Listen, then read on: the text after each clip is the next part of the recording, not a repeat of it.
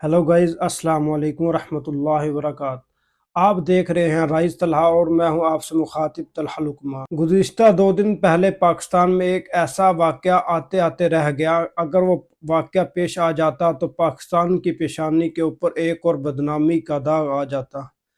वाक़या कुछ इस तरह है कि पाकिस्तान के तारीखी शहर लाहौर के इचरा बाज़ार के अंदर एक खातून अपने खामिन के साथ इचरा बाज़ार के चौक में एक होटल के अंदर कुछ खाने पीने के लिए आते। उस औरत ने जो लिबास पहना हुआ था उसके अंदर अरबी खतूत में कुछ लिखा हुआ था। अरबी के अंदर कुछ लिबास के ऊपर लिखाई हुई थी। लोग जमा हो जाते हैं, मजमा मुश्ताइल हो जाता है, लोग जज्बाती हो जाते हैं, इस्लाम पर मर मिटने वाले जज्बात में आ जाते हैं और कहते हैं कि इसके लिबास के ऊपर कुरानी आयात लिखी हुई हैं, कुरान की गुस्ताखी की मुर्तकिब हो चुकी है और मनसब्बा नबीयन के नारे लगाना शुरू कर देते हैं। बहुत ही समझदारी के साथ मुकामी इंतजामी और पुलिस ने और मुकामी उलामा ने बहुत ही समझदारी के साथ इस वाक़े को हल किया। सऊदी अरब के शहर रियाज का एक ब्रांड है और दुबई और सऊदीया के अंदर तो इस तरह के कपड़े पहनना आम बात है।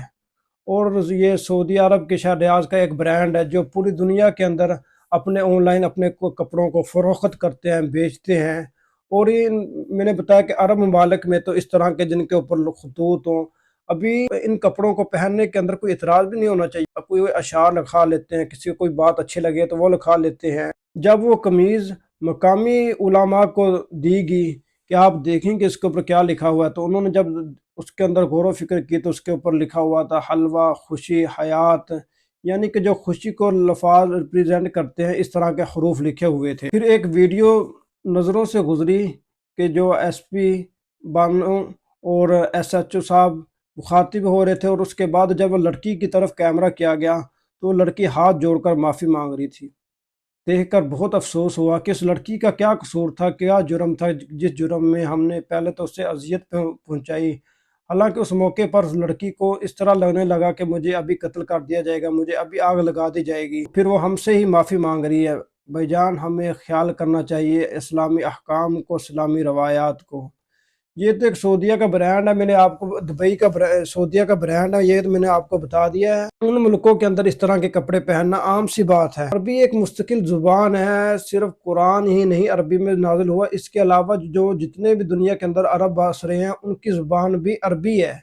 अभी एक मैं आसान सी मिसाल आपको दे देता हूँ, उससे आपको समझ में आ जाएगी कि यहाँ हमारे दीवारों के ऊपर लिखा होता है कि यहाँ पर पेशाब करना मना है उर्दू में। इसी तरह वहाँ पर उन्होंने लिखा होगा कि अगर किसी जगह से परेशान हो जहाँ पर जो कौम रियाया अवाम जो पेशाब करती होगी तो वहाँ उन्होंने अरबी के अंदर लिखा होगा, तो फिर क्या आप उसको भी चूमते फिरेंगे? यहाँ पर अगर वाशरूम को अरबी के अंदर बैतुल खुला लिख दे कि आप उसको भी चूमते फिरेंगे? अपने आप को अंदर नॉलेज लाना चाहिए, तहकीक करनी चाहिए।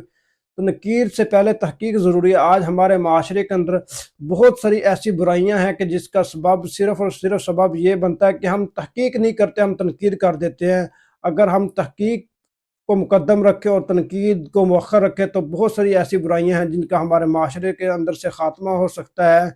अल्लाह ताला मुसलमानों के हाल पर रहम फरमाए और मुसलमानों को इस तरह के जज्बात से अल्लाह ताला महफूज रखे। अस्सलाम वालेकुम।